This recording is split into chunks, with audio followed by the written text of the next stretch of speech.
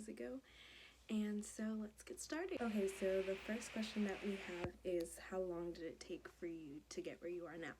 And they told me that it takes about, for them to get where they are, it took them about 20 years, but also you need to be becoming more credible along the way as well.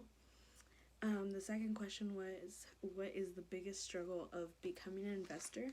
They said that wholesaling, which is basically buying a house under the market and selling it to an investor to make the repairs. So you buy the house and you give it up without any repairs or anything, just how you bought it.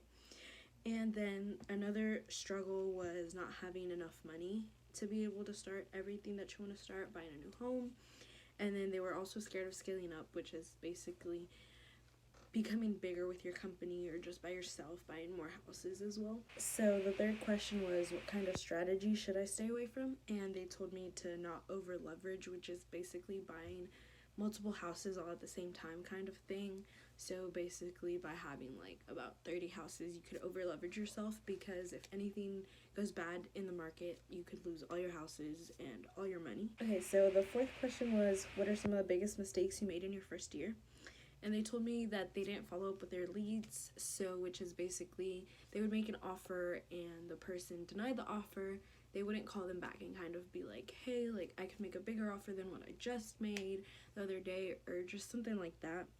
And also trying to make a bad deal work, which is basically you could buy a house in a bad community and you're trying to make that deal work and everything, but it's just things not going your way.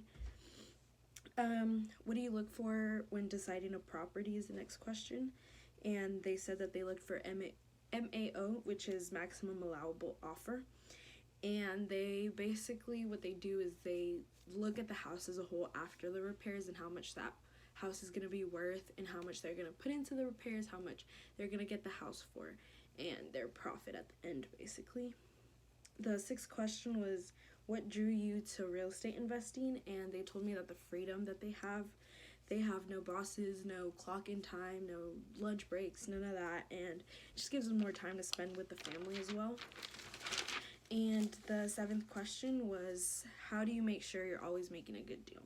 And they told me that they always watch the real estate market to make, like, just to kind of see where it is and, like, you know, kind of figure out how much the house is worth and all that stuff. So the eighth question that I asked them was, how do you feel about investing across state lines? They told me it's always good to scale up and kind of network yourself in different areas, but since regulations and requirements and laws are different in other states, it's always good to make sure that you have somebody that knows all of that stuff.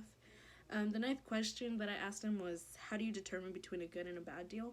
And they told me that money chases a deal, so don't try to chase a deal, try to force it.